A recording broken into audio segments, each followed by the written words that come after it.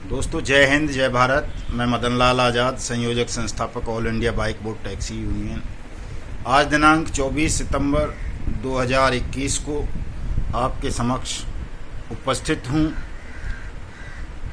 कुछ खास सूचनाएं, खास जानकारी आप सबको देने के लिए। खास तौर से bike boat hello taxi, top ride, Radha Madhav corporation limited, shine city, blue fox motion, street hawks, PACL, Adarsh, Sahara इत्यादि इत्यादि ठग कंपनीज के संदर्भ में। दोस्तों, सबसे पहले तो एक बड़ी बात बता दूं कि जो ये साइंस सिटी कंपनी थी लखनऊ बेस्ड, जिसने पूरे देश भर में लाखों लोगों के साथ प्रधानमंत्री आवास योजना के नाम पर ठगी की, जो अन्य दूसरे मदों में भी निवेश कराती थी लोगों का, उसका जो CMD था, जो विदेश भाग गया है दुबई, राशिद नसीम, उसकी पत्नी सगुफ्ता नसीम को लखनऊ पुलिस ने गिरफ्तार कर लिया है और उसके साथ अन्य 3 लोगों को भी गिरफ्तार किया गया है।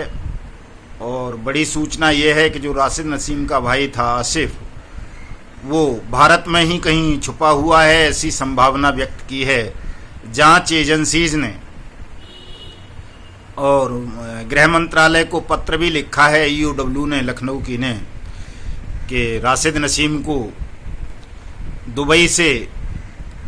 हिंदुस्तान लाया जाए ताकि उससे पूछताछ की जा सके, उसे जेल में बंद किया जा सके, और जो लाखों लोगों के साथ उसने ठगी की है, वो ठगी हुई रकम उसने कहाँ कहाँ इन्वेस्ट की हैं ये पता किया जा सके, और उन तमाम चल अचल प्रॉपर्टीज को रिकवर किया जा सके जो इसने ठगी की रकम से अर्जित की है। दूसरी खबर दोस्तों हेलो टैक्सी स्कैम के संदर्भ में है कि जो मुख्य साजिश करता था हेलो टैक्सी स्कैम का, सुंदर भाटी, उसने बेल लगाई हुई थी रोहिणी सेशन कोर्ट में, वो खारिज हो गई है। कोर्ट ने उसको रेगुलर बेल देने से मना कर दिया है और कहा है कि जब तक लोगों का भुगतान नहीं करेगा तब तक किसी भी आरोपी को हेलो टैक्सी स्कैम में बेल नहीं मिलेगी। 4 लोग जेल में हैं, आपको पता होगा, रेजी मेनन, राजेश महतो, सुंदर भाटी और सरोज महापात्रा। बाकी लोगों की भी जांच चल रही है, जो भी रडार पर आते जाएंगे उनको पुलिस अरेस्ट कर लेगी। EOW दिल्ली पुलिस उसमें जांच कर रही है। बाइक बोट टैक्सी स्कैम के संदर्भ में, ब्लू फॉक्स मोशन के संदर्भ में, राधा माधव कॉरपोरेशन लिमिटेड के संदर्भ में और हेलो टैक्सी के संदर्भ में, चूंकि इन चारों मामलों में दिल्ली में मुकदमे दर्ज हैं, तो इन चारों मामलों के मुकदमों में अनियमित जमा योजना पाबंदी कानून की धाराएं जोड़ने के लिए प्रधानमंत्री कार्यालय ने DCP EOW को पत्र भेज दिया है। कल उसकी कॉपी हमने तमाम व्हाट्सएप ग्रुप्स में शेयर की थी। और इसी के संदर्भ में एक और बड़ी खबर है कि दिल्ली मुख्यमंत्री कार्यालय ने दिल्ली में अनियमित जमा योजना पाबंदी कानून 2019 को लागू करने के लिए दिल्ली के जो गृह डिपार्टमेंट होता है उसको हमारा जो मेमोरेंडम था अनियमित जमा योजना पाबंदी कानून 2019 को लागू करवाने का, जो हमने 20 सितंबर को भेजा था दिल्ली के महामहिम उपराज्यपाल, दिल्ली के मुख्यमंत्री, भारत के फाइनेंस मिनिस्टर और दिल्ली के पुलिस कमिश्नर को, उस हमारे मेमोरेंडम को अग्रिम कार्यवाही के लिए दिल्ली में अनियमित जमा योजना पाबंदी कानून के तहत सक्षम प्राधिकरण और स्पेशल कोर्ट का गठन करने के लिए मुख्यमंत्री कार्यालय ने अपने गृह विभाग को भेज दिया है। जो दिल्ली सरकार का गृह विभाग इन तमाम चीज़ों को देखेगा। अभी वहाँ से कोई रिप्लाई मिली नहीं है। आज उसमें मैंने रिमाइंडर फाइल कर दिया है होम डिपार्टमेंट को भी, मुख्यमंत्री कार्यालय को भी, कि वो अग्रिम कार्यवाही से हमको अवगत कराएं कि अब इस पर क्या कार्रवाई चल रही है। दोस्तों, आज हमने उत्तर प्रदेश के मुख्यमंत्री को एक पत्र तैयार किया है। मैं तमाम उन लोगों से इस वीडियो संदेश के माध्यम से अपील करना चाहता हूं जो bike boat taxi, hello taxi, बिली फॉक्स मोशन भी, चूँकि उसका भी उत्तर प्रदेश में ऑफिस था, और साथ में साइंस सिटी, हेलो राइड, गोवे, गो बाइक, गो राइड, टॉप राइड और अपना जेबीसी, वाया इंडिया, जेकेवी, हमारा वाहन और अपना कैची पिक्सल इत्यादि इत्यादि, इस लोकहित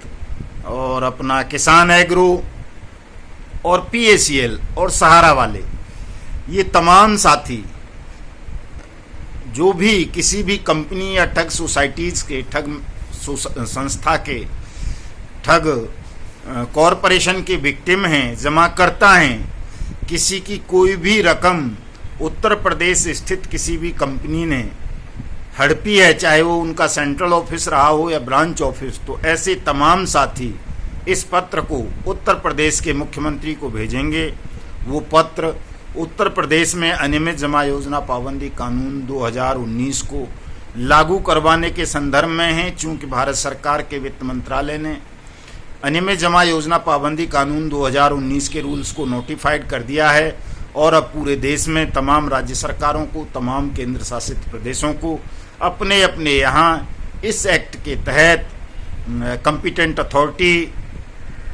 सक्षम प्राधिकारी और स्पेशल कोर्ट्स का गठन करके तमाम ठग कंपनीज के खिलाफ स्पीडी ट्रायल शुरू करने चाहिए और जिन ठग कंपनीज के विक्टिम एक से किसी 2 राज्यों के हैं, उन तमाम प्रकरणों को सीबीआई के हवाले करने की अनुशंसा करनी चाहिए, सीबीआई के सुपुर्द करवाना चाहिए। ऐसा प्रोविज़न है अनियमित जमा योजना पाबंदी कानून 2019 में। तो जो भी प्रोविजंस हैं अनियमित जमा योजना पाबंदी कानून 2019 के, उनको इम्प्लीमेंट करवाने के लिए, उनको लागू करवाने के लिए आप तमाम साथियों को जो पत्र आज मैंने ड्राफ्ट किया है उसे उत्तर प्रदेश के मुख्यमंत्री को भेजना है। उसकी कॉपी टू प्रधानमंत्री को भी भेजनी है, finance minister government of India को भी भेजनी है, और मेल के द्वारा और डाक के द्वारा ये पत्रावली आप तमाम लोगों को भेजनी है, प्रेषित करनी है, ताकि हम इन पर सूचना प्राप्त कर सकें आरटीआई के माध्यम से। इसी तरह से तमाम राज्यों के मुख्यमंत्रियों को हम बारी बारी से पत्र भेजेंगे ताकि पूरे देश भर में अनियमित जमा योजना पाबंदी कानून 2019 को लागू करवाया जा सके। और जो भी 20 करोड़ ठगी पीड़ित भाई बहन हैं हमारे, चाहे वो आदर्श के हों, सहारा के हों, पीएसीएल के हों, बाइक बोट के हों, हेलो टैक्सी के हों, स्ट्रीट हॉक के हों, हमारा वाहन के हों, साइंस सिटी के हों, फ्यूचर मेकर के हों, राधा माधव के हों, कैची पिक्सल के हों और अन्य कंपनीज के हों, ताकि उन तमाम साथियों का पैसा उनको 2 गुना 3 गुना करके 180 वर्किंग डेज के अंदर अंदर अनियमित जमा योजना पाबंदी कानून 2019 के तहत जल्दी से जल्दी वापस मिल सके। दोस्तों, एक और ज़रूरी बात बतानी है। चूँकि अनियमित जमा योजना पाबंदी कानून 2019 में जो एक अनिवार्य प्रोविज़न है वो ये है कि सेंट्रल गवर्नमेंट एक सेंट्रल डाटाबेस तैयार करेगी। उस डाटाबेस में देश भर की तमाम इन फर्जी कंपनीज़ का, फर्जी कॉरपोरेशंस का, फर्जी कोऑपरेटिव सोसाइटीज़ का डाटा होगा और इनमें पैसा जमा करने वाले जमाकर्ताओं यानी निवेशकों अथवा कहें ठगी पीड़ितों का भी डाटा होगा। और कोई भी ठगी पीड़ित उस सेंट्रल डाटाबेस ऑफिस में अपनी शिकायत, अपने डाटा आज भेज सकता है। चूँकि जब तक ये सेंट्रल डाटाबेस नहीं बन जाएगा तब तक हमारे ख़ास तौर से पीएसीएल और सहारा के पीड़ितों को बड़ी दिक्कत होती रहेगी। चूँकि पीएसीएल और सहारा के मामलों में कई साल पूर्व सुप्रीम कोर्ट के आदेश आ चुके हैं धन वापसी के, उसके बावजूद भी न स्टेट गवर्नमेंट, न सेंट्रल गवर्नमेंट, न सेंट्रल गवर्नमेंट की चोर संस्था से भी उन लोगों का पैसा वापस कर रही है। तो यदि सेंट्रल डाटाबेस तैयार कर देगी गवर्नमेंट ऑफ इंडिया तो तमाम लोगों को अपने आवेदन, अपनी शिकायत भेजने में थोड़ा सरलता रहेगी और थोड़े सरल नियम बनेंगे तो तमाम लोगों का पैसा जल्दी से जल्दी उन्हें वापस मिल जाएगा। इसलिए तमाम साथियों को सेंट्रल गवर्नमेंट को टैग करते हुए ट्वीट करने हैं, फेसबुक पर पोस्ट बनानी है कि मोदी सरकार जल्दी से जल्दी अनियमित जमा योजना पाबंदी कानून 2019 के तहत केंद्रीय डाटाबेस तैयार करे ताकि देश भर के 20 करोड़ ठगी पीड़ितों को सहूलियत हो सके, उनकी मेहनत की डूबी हुई रकम उनको जल्दी से जल्दी वापस मिल सके। दोस्तों, जैसा कि आप सबको पता है कि all India bike book taxi union और ठगमुक्त बेईमान रहित भारत निर्माण मिशन लगातार अनियमित जमा योजना पाबंदी कानून 2019 के क्रियान्वयन की मांग को लेकर आंदोलनरत है। इसी कड़ी में हम आगामी 2 अक्टूबर को सुबह 9 बजे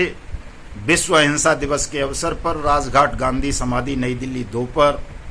मौन सत्याग्रह का आयोजन कर रहे हैं।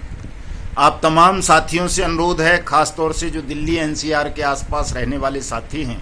कि आप किसी भी ठग कंपनी के पीड़ित हैं, ठग सोसाइटी के पीड़ित हैं, तो 2 अक्टूबर को राजघाट पर अवश्य आएँ, चूँकि उस दिन हम अनियमित जमा योजना पाबंदी कानून 2019 के तहत स्पेशल कोर्ट के गठन की मांग को लेकर दिल्ली के गवर्नर साहब को, दिल्ली के मुख्यमंत्री साहब को, दिल्ली के पुलिस कमिश्नर को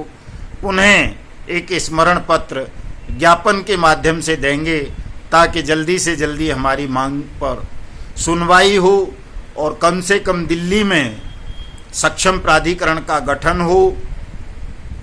स्पेशल कोर्ट बने और जितने भी मुकदमे दर्ज हैं दिल्ली में 21 फरवरी 2019 के बाद ठगी के, उन सब में अनियमित जमा योजना पाबंदी कानून 2019 की धाराएं जोड़ी जाएं, और जो ऐसे स्कैम हैं जिनमें एक राज्य से ज़्यादा राज्यों के विक्टिम हैं या जिन स्कैम्स में 100 करोड़ से अधिक का ठगी हुई है, वो मामले स्वतः संज्ञान लेते हुए सक्षम प्राधिकरण को, सीबीआई को रेफर करने चाहिए। दोस्तों, आप तमाम साथियों का 2 अक्टूबर को गांधी समाधि राजघाट पर आना अत्यावश्यक है, चूँकि आप सक्रिय होंगे, गंभीरतापूर्वक इन तमाम चीज़ों पर ध्यान देंगे, इस मिशन से, इस अभियान से, इस आंदोलन से जुड़ेंगे, तो बहुत जल्दी हम देश भर में अनियमित जमा योजना पाबंदी कानून 2019 को लागू करवाने में सफल हो जाएंगे। और यदि आप ऐसा कर लेते हैं, हम सफल हो जाते हैं, तो आपका डूबा हुआ पैसा आपको 180 वर्किंग डेज के अंदर अंदर वापस करना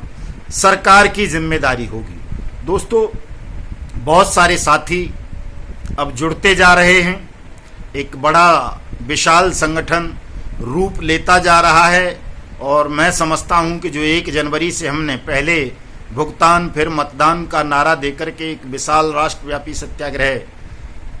के आयोजन का जो आह्वान किया है देश भर में, वो अब सफल हो जाएगा, और हो सकता है उसको करने की आवश्यकता भी ना पड़े यदि आप तमाम लोग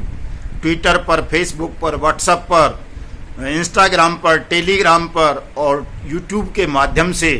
अपनी इस मांग को, पहले भुगतान फिर मतदान की मांग को